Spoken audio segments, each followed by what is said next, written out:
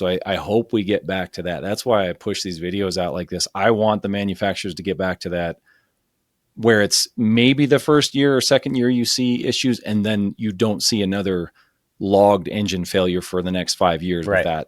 that engine. Yeah. And that's not what we see really in any of these brands. You see, Yeah. just every year there's unlucky customers. And the prices keep getting more expensive too. I mean, it's Yeah. that double-edged sword to where like we the consumers control the prices, we control the quality of vehicles, we control what we want in vehicles, right? Because I mean, if all these manufacturers, honestly, all of them, are giving us kind of half-ass products, right? Or products where, I'm sorry, can we cuss on your channel? Yeah. Okay.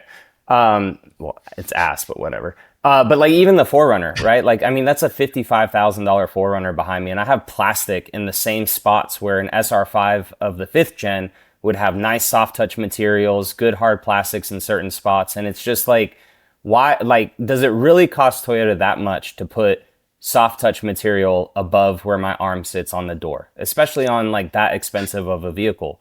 But like they sold 200 plus thousand Tacomas that had the same plastic door. So they're like, we got away with it, right? Or at the end of the Tacoma's life cycle, where finally all of the Tacomas had automatic seats. All of the Tacomas, I think for the SR, had dual climate control.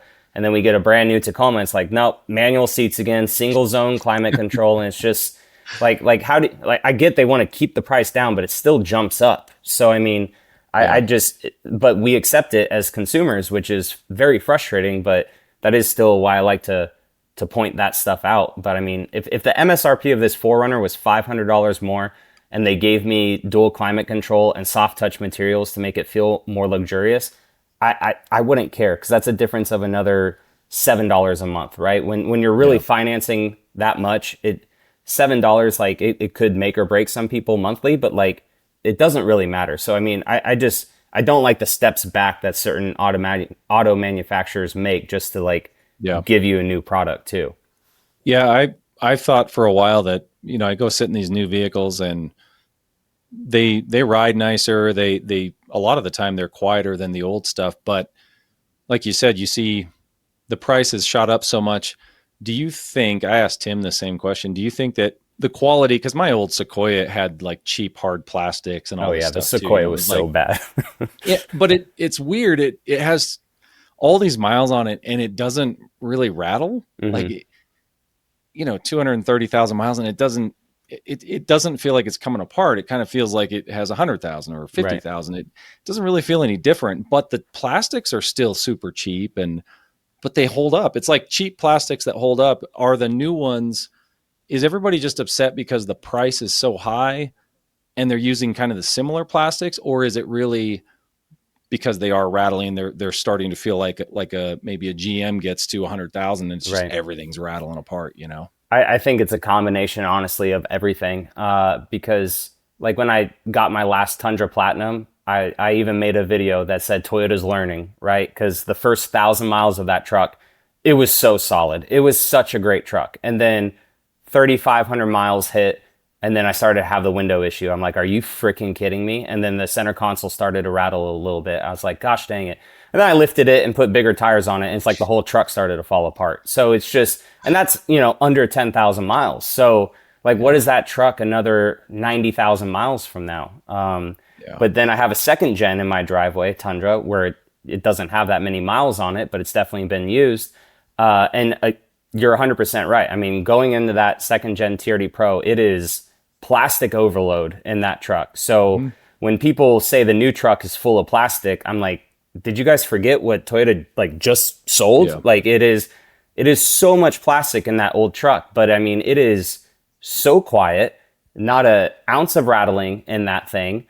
And I know that when I build that truck up and off-road it out in the desert and down in Mexico, it is going to be a very, very solid truck. Kind of like the Tacoma is for me, honestly, and this 4Runner behind me. But like, I just didn't get that same vibe out of the Tundra. A little bit in the new Sequoias. I'm not sure if it's just they have extra set of hands on that because it's a family SUV and it's not as much volume or something. But I didn't get those vibes really ever with the new Tundra until I finally just drove a 2025. But then again, One, it was a press vehicle. I'm not sure if press vehicles are cherry picked or what. And two, it had under 1,500 miles on it. So I don't know if it just didn't have enough time to like break in or what, but I had a 25 Tundra in Texas and it was very solid. No wind noise, no nothing. But I mean, time will tell with that truck 10,000 Yeah. miles from now or whatever.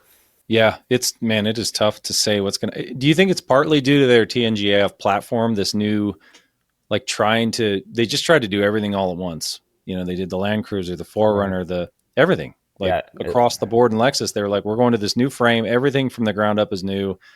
I mean, that's the only thing I can come up with is just too much. They bit off too much. And it's crazy too because they had so much time in between. So it's like when were they truly like I talking with the engineers and stuff, right? I mean, they were utilizing that 3.4 in the Tundra and off-roading it and doing all this stuff, ripping that whole truck apart, like I think 5 years ago, 6 years ago, when they were doing that with that truck, I believe.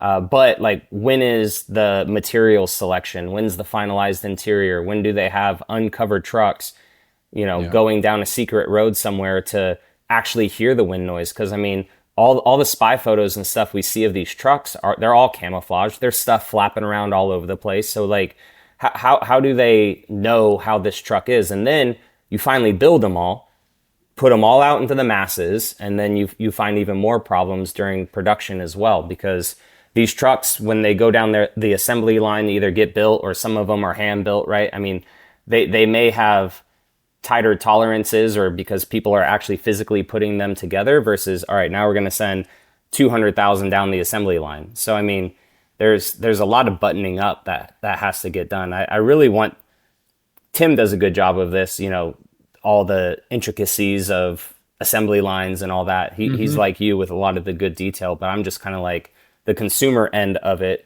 I review it, but then show you guys it.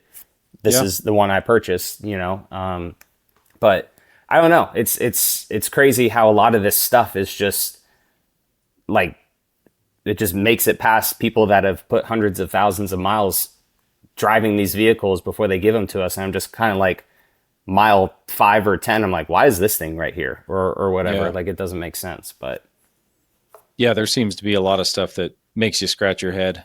It when you watch that review from the Car Care Nut when he tears that engine down, you'll have to let me know what you think okay. of the internals. It was I don't know what I was. I mean, it was a grenaded engine. Mm, Probably ran low on oil, so it's probably not a good example. But man, you look at all the wear in that engine, it's just like, yeah, oh my goodness, what's going on? it's But it's crazy because I mean, like you said, second hand, third hand owners. yeah, What's gonna be that truck like when your only selection is anything over 80,000 miles or 100,000 yeah. miles? Like 5, 10 years from now, whatever.